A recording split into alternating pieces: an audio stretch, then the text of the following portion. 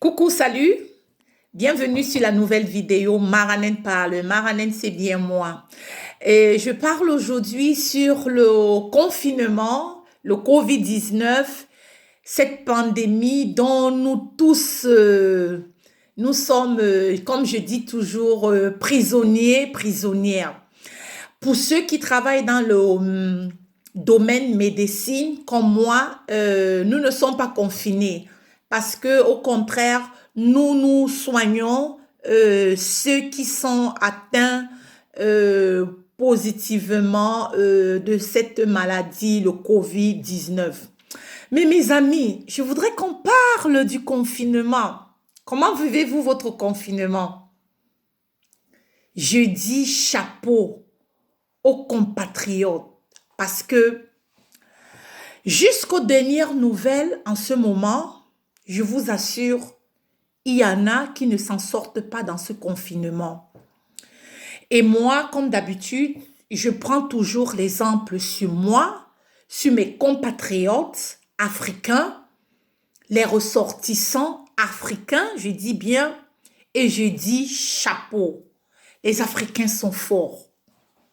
Vous vous rendez compte? Nous venons dans des pays où nous n'avons pas de famille. Nous n'avons pas d'amis.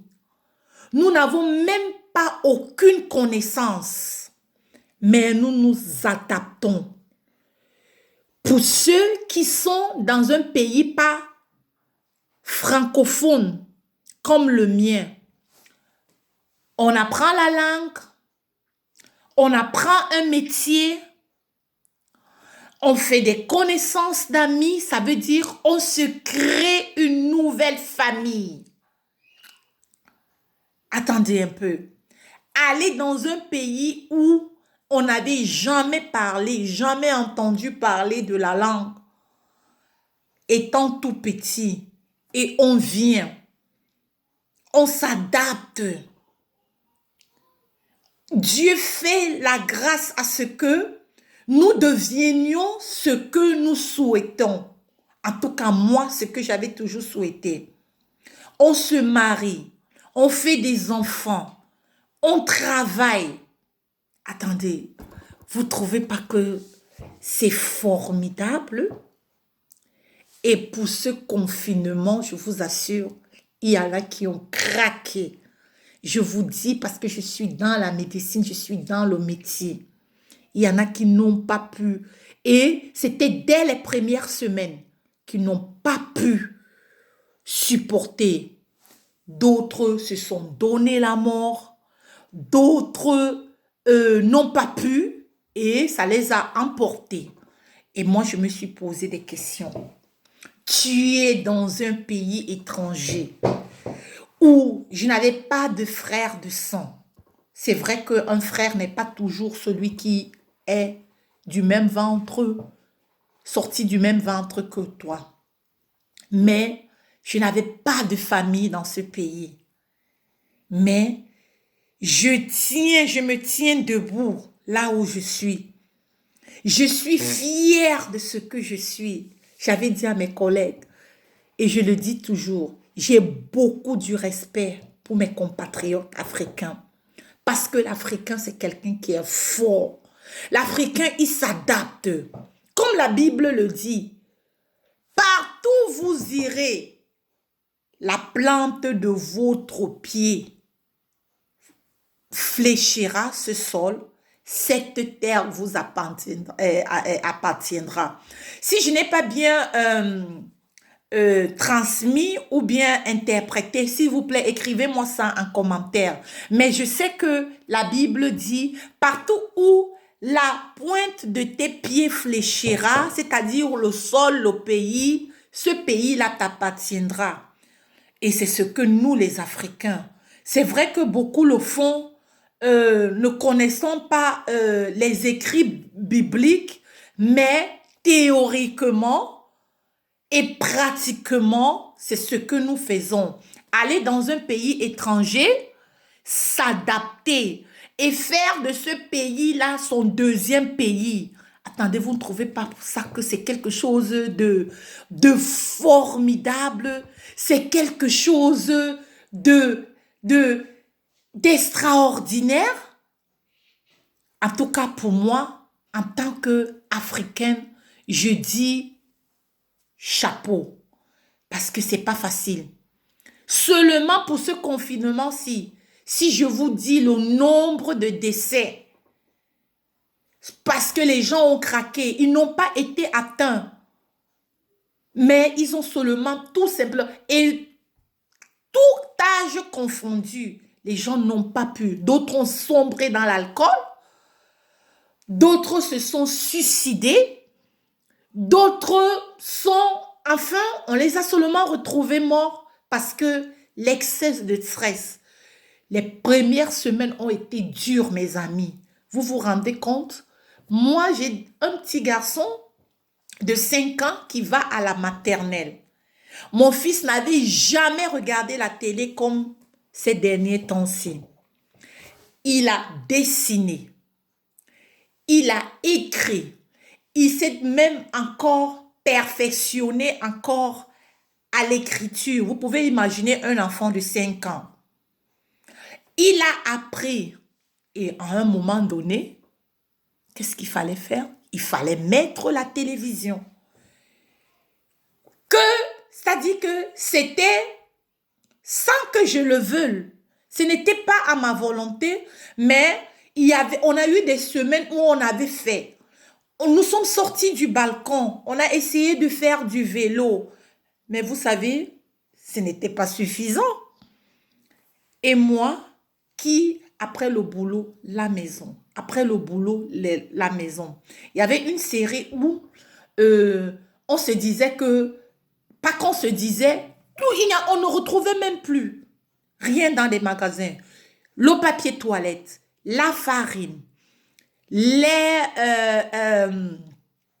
lait, le riz, les spaghettis. Et moi, je faisais des kilomètres de ma ville pour aller ne serait-ce que pour avoir un paquet de papier toilette. Et je pense que ceux qui me suivent là ont connu la même chose et peut-être même pire. Vous avez vu des images à la télé, les gens qui discutaient le papier toilette, les gens qui ont lutté, les gens qui se sont changés verbalement et brutalement parce que elle n'a épargné personne.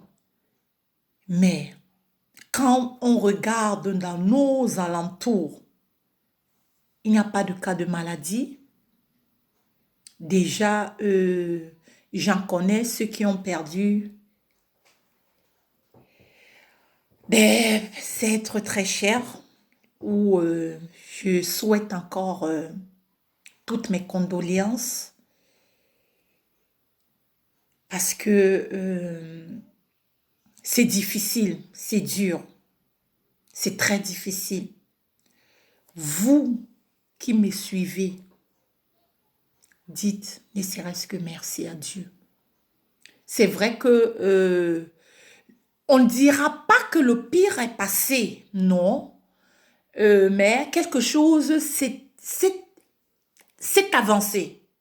C'est-à-dire, si on pouvait faire une ligne de 1 à 10, je dirais que je ne vais pas exagérer, je ne vais non plus prendre les statistiques, mais je dirais, à mon avis, vu les informations que nous suivons, vu les journaux que nous lisons, je dirais que quelque chose de 1,5. Je dis bien si on prenait une barre de 10, je dirais bien que 1,5 avait changé.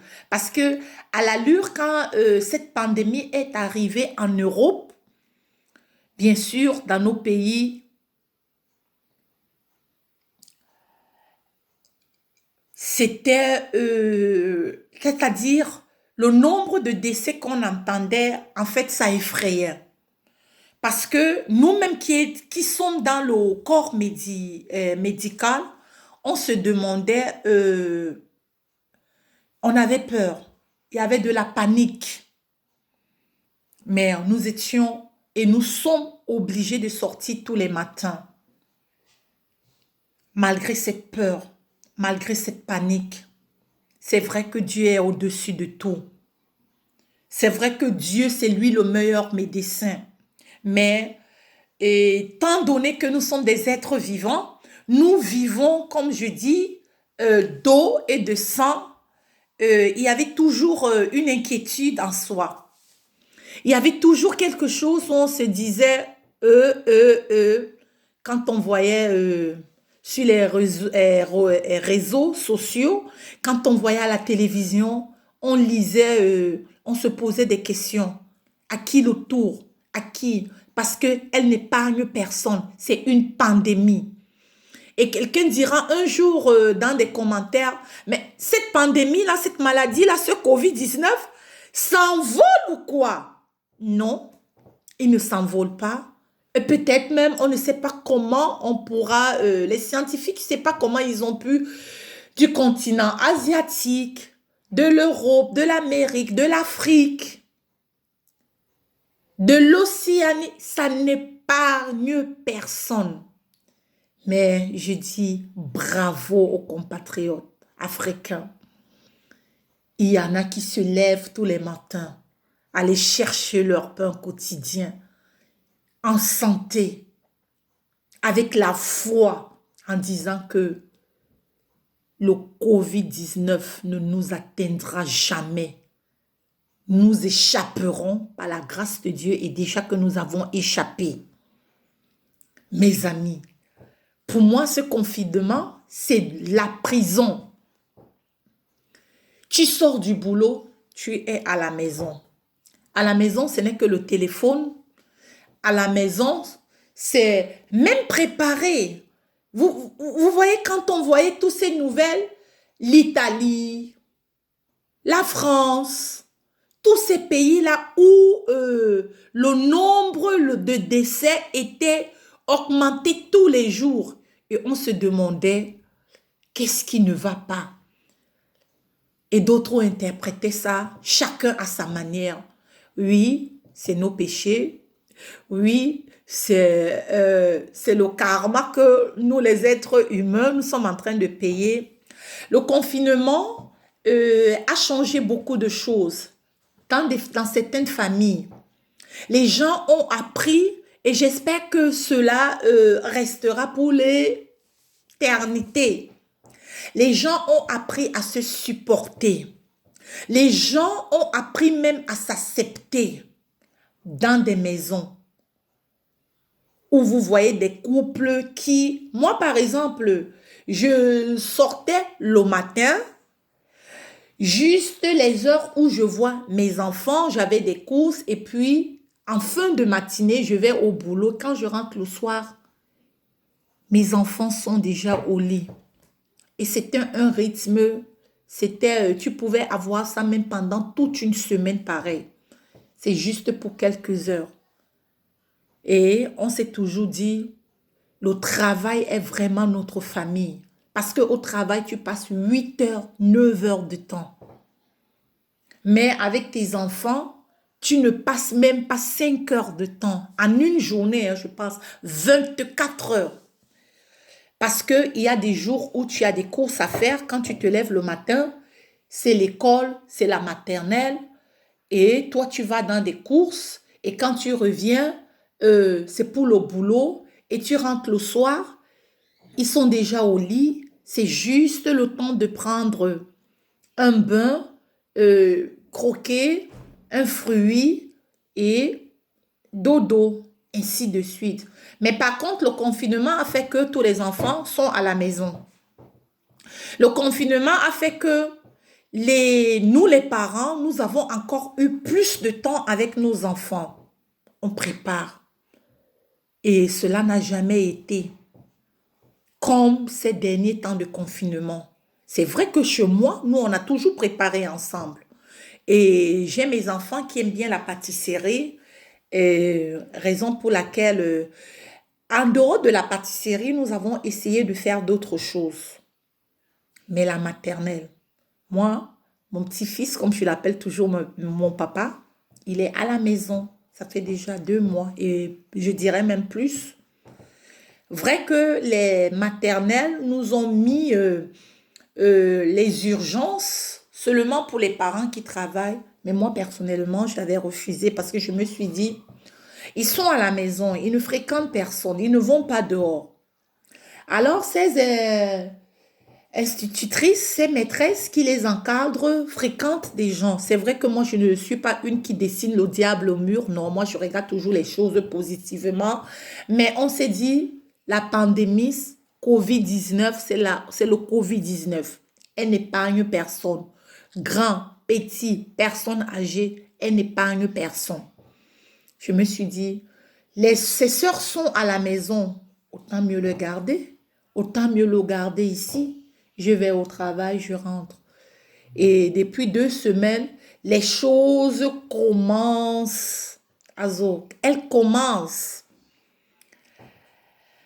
à se, comment on dirait, détacher, à être loca, à être libre, à ce que c'est les magasins qui ont ouvert depuis, c'est les supermarchés qui ont changé les heures, mais qui ouvrent, c'est-à-dire ces embouteillages qu'on avait souvent en longueur de journée pour entrer dans un magasin, il fallait faire des heures et où quand tu entrais, tu ne trouvais rien. L'Africain fort. Je dis chapeau à l'Africain.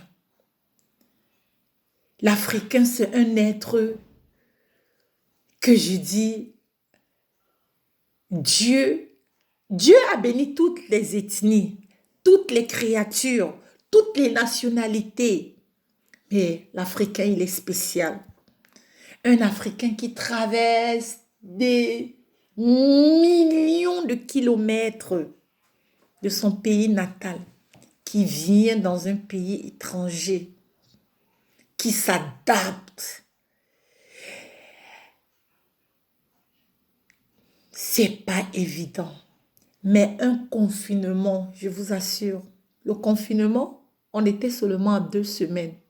Mais quand vous entendiez le nombre de décès des gens qui n'arrivaient plus à supporter, quelqu'un ne se voyait pas comment il pouvait rester à longueur de journée chez lui, regarder la télé, boire sa bière, du lundi au dimanche, pendant 1, 2, 3, 4, 8 semaines. C'était trop. C'était trop, il ne pouvait pas. Il se sentait. Et ceux qui sortaient tous les matins, moi je disais encore, c'était chapeau. À ceux qui se levaient, allez. Beaucoup ont perdu leur lieu de service où ils gagnaient leur peur quotidien. Ça aussi, je dis du courage à ceux-là, de ne pas se décourager, de chercher parce que le travail, il y en a.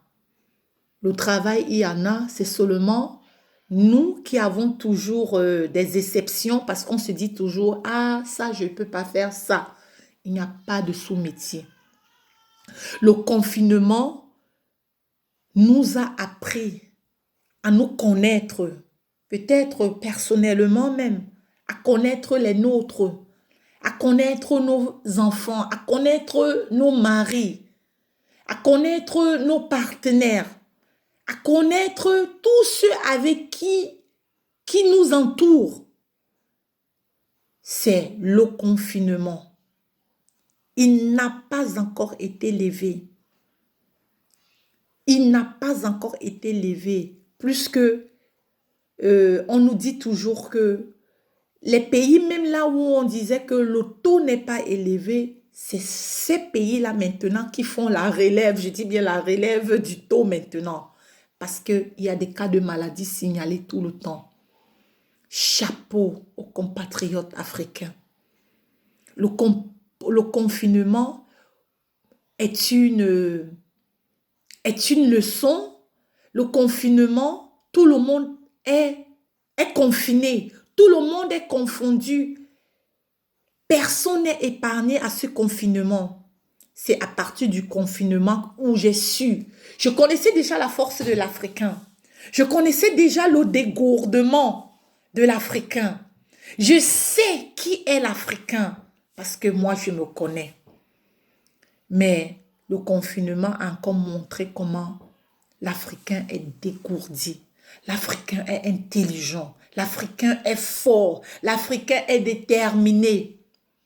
Un Africain qui va en aventure, qui traverse des millions de kilomètres, va dans un pays où on ne parle même pas sa langue maternelle, s'adapte. Ce n'est pas le confinement qui peut faire à ce que un Africain craque.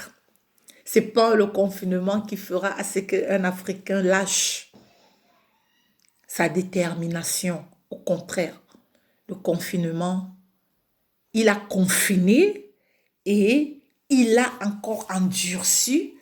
Il nous a encore rendus plus forts et il a encore mis plus de détermination en nous. Chers compatriotes, tous ceux qui me font le plaisir de me suivre, je vous dis respect.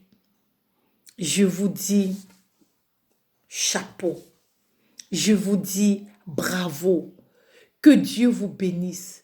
Vous qui avez fait des kilomètres, vous qui êtes dans ces pays, en Amérique, en Asie, en Europe, partout dans le monde, en train de chercher une meilleure vie, je vous dis chapeau. Que Dieu vous bénisse sur cette vidéo. Soyez toujours forts, soyez toujours intelligents.